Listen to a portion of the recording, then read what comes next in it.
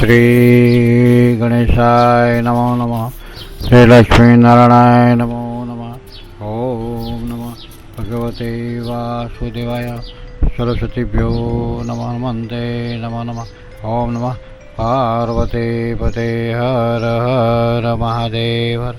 श्री लक्ष्मीनारायण कृपा चैनल में आप सभी का हार्दिक स्वागत है। आध्यात्मिक चैनल है, आप सब देख सकते हैं। तो आज हम बात करेंगे मित्रों, बहुत ही ध्यान से सुनिएगा और सही विवरण के साथ आपको बता देता हूँ।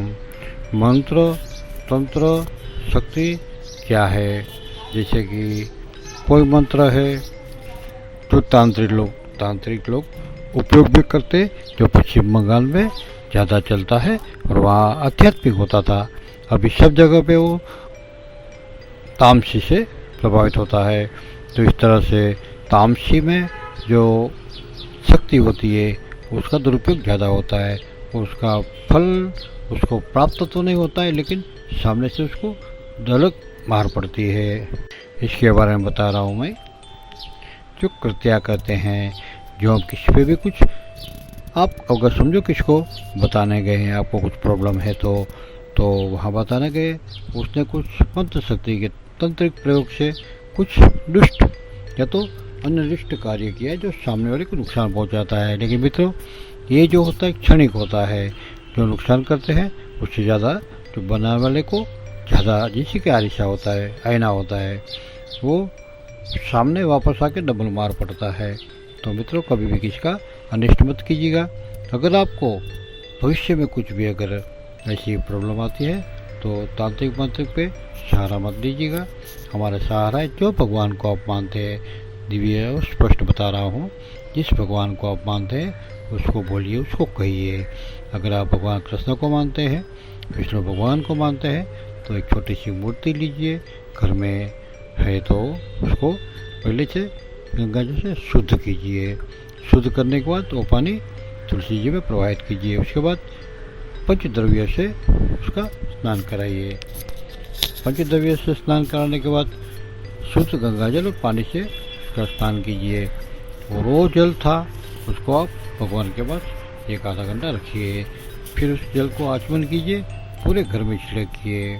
उसके बाद चंदन और कुमकुम से भगवान का तिलक कीजिए और भगवान को कहिए जो भी आपकी तकलीफ है, जो भी कष्ट है, वो भगवान को कहिए। जैसे कि विष्णु भगवान को मानते हैं, कृष्ण भगवान को मानते हैं। बाकी जो जड़ है उसमें थोड़ा सा शुद्ध जल डाल के आप स्टोर फ्रीज में कर सकते हैं और पूरे घर में आहिस्ता आहिस्ता छिड़क दीजिए। जो भी नेगेटिव ऊर्जा है, जो नकारात्मक ऊर्जा है, सब चली जाएगी और आपको कहीं बताने की जरूरत नहीं है। तो अगर आप भोलेनाथ को मानते, महादेव को मानते हैं, तो उसको शुद्ध जल से स्नान करके उसका जल जो है पीपल में, वो घर में जो प्लांट है उसमें आप प्रवाहित कीजिए। उसको तुलसी जी में मत डालिए। उसके बाद भोलेनाथ को, महादेव को शुद्ध जल से स्नान करके पंचद्रव्य से स्नान कराइए। फिर शुद्ध जल से स्नान करके जो भी जड़ है उसको आप संग्रह कीजिए। संग्रह करके उसको आप पूरे घर में छिड़किए और शुभ लक्ष्मी का वास होगा। और जो भी नकारात्मक ऊर्जा है वो चली जाएगी मित्रों। और अगर आप किसी भी, कोई भी आपके जो इष्ट देव है, उसको माँ जगदम्बा को मानते हैं, उसको इस तरह से उसको भी आप पूजा कर सकते हैं। पूजा करने के बाद वो जल छिड़किए। और सबका एक मंत्र भी होता है। जैसे कि आप विष्णु भगवान को मानते हैं तो ओम सुन लीजिएगा। ओम नमो श्री नारायणाय विद्महे वासुदेवाय धीमहि तनो श्री विष्णु प्रचोदयात्। और एक बार सुन लीजिएगा। ओम नमो श्री नारायणाय विद्महे वासुदेवाय धीमहि तनो श्री विष्णु प्रचोदयात्। वो कृष्ण भगवान को, बाल स्वरूप को मानते हैं। ओम कलिंग क्र कृष्णाय नमः। ओम कलिंग क्र कृष्णाय नमः। ओम कलीं क्र कृष्णाय नमः नमः।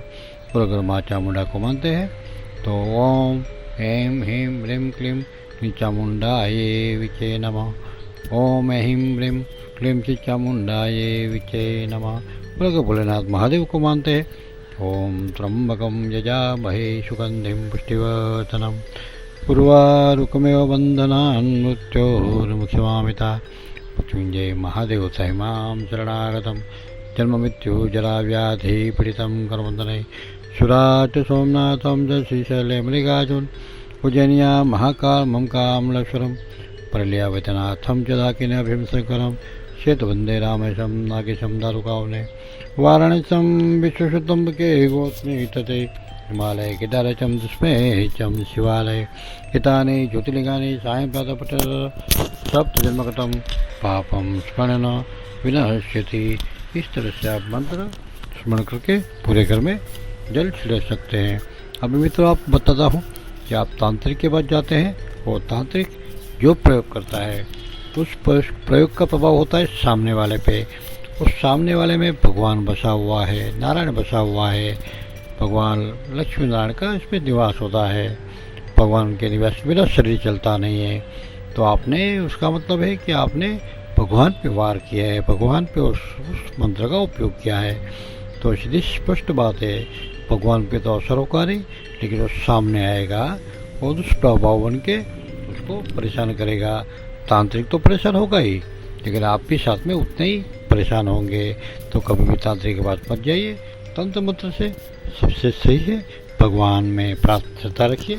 तो भगवान को प्रार्थना करते हैं, भगवान से मंत्र से गुणगान करते हैं तो बहुत ही शुभ फल प्राप्त होता है। और यही शुभ फल जीवन में एक सकारात्मक ऊर्जा का वास करके लक्ष्मी जी का सदा निवासस्थान बना देता है। तो इस तरह से आप कभी भी तांत्रिक या तो खराब कर्म मत कीजिएगा। यह मंत्र शक्ति है लेकिन वो सही नहीं है, उसका उपयोग हमारे लिए बिल्कुल नहीं करना चाहिए, हमें नहीं करना चाहिए। और भगवान पे जो भी भगवान की आप श्रद्धा रखते उसको कहिए। आप प्रार्थना करते सुबह में जब आप उठते हैं, स्नान करते हैं, स्नान भगवान को स्नान कराते हैं, जब टीका लगे आरती लगा लें, आरती करने के बाद आरती देते हैं तो उसको बोलिए, जो भी तकलीफ है आप बोलिए। भक्त है श्वास पे लीजिए, उसको कहिए, वो बात अवश्य सुनेंगे और आपका हमारा सबका काम होता है। मुझे ये पूरा यकीन है। जब हम कुछ परेशानी में होते हैं तो हम तो बालकृष्ण को मानते हैं, उसे कान में कहते हैं। और कुछ अगर ज़्यादा प्रॉब्लम है तो बड़े नारायण भगवान है, उसको कोई विष्णु नारायण स्वरूप मूर्ति को उसको कहिए। और अगर उसके पहले छोटी छोटी बातें हैं तो भगवान के जो वाहन हमारे गरुड़ जी उसके कान में कहिए, हनुमान जी को कहिए, उठा के हाथ पे लीजिए और प्रेम से उसको जो भी आपकी तकलीफ है उसको ओम नमो श्री हनुमंते भई भंजनाय सुखम करो पट स्वाहा। ओम नमो हनुमंते श्री भई भंजनाय सुखम करो पट स्वाहा। इस मंत्र का जाप कर हनुमान जी को आप प्रार्थना कर सकते हैं और अवश्य पूर्ण करेंगे। हनुमान जी तो प्रत्यक्ष देव है और अमर भी है। तो हमें कभी भी तांत्रिक के चक्कर में नहीं आना चाहिए। और आपको हमारी विनती है, सकारात्मक रहिए और भगवान को, बालकृष्ण को, नारायण भगवान को साथ में रखिए। लक्ष्मी जगदम्बा को, भोलेनाथ महादेव साक्षात परमात्मा है। और एक बात मित्रों, और एक बात, अगर आप कहीं भोले बाबा के मंदिर में जाते हैं, भोलेनाथ तो महादेव प्रत्यक्ष देव है, उसको आप स्पर्श भी कर सकते हैं। तो एक झड़ चढ़ाइए। और आपको कभी कोई कष्ट है तो झड़ थोड़ी सी आप स्टोरेज बोतल में ले लीजिएगा, घर में लाके पूरे जल को छिड़किए, आचमन कीजिए। किसी को कोई प्रॉब्लम बीमारी है तो उसको एक जड़ आप उसको लगा सकते हैं। और थोड़ा समय से ये कार्य करने से संपूर्ण बीमारी से मुक्त हो जाओगे। और इस तरह से इसका प्रभाव है भगवान का। तो हमें इस तरह से भगवान से प्रार्थना करनी चाहिए और शुभ फल प्राप्त करना चाहिए। इसी के साथ श्री लक्ष्मीनारायण कृपा चैनल आप सभी का आभार प्रकट करता है। आप लोग का बहुत प्यार मिला, धन्यवाद। इसी प्रार्थना के साथ ओम नमो नारायणाय विद्महे वासुदेवाय धीमहि तन्नो श्री विष्णु प्रचोदयात् महादेवी विद्महे विष्णुपति धीमहि तन्नो श्री महालक्ष्मी प्रचोदयात्।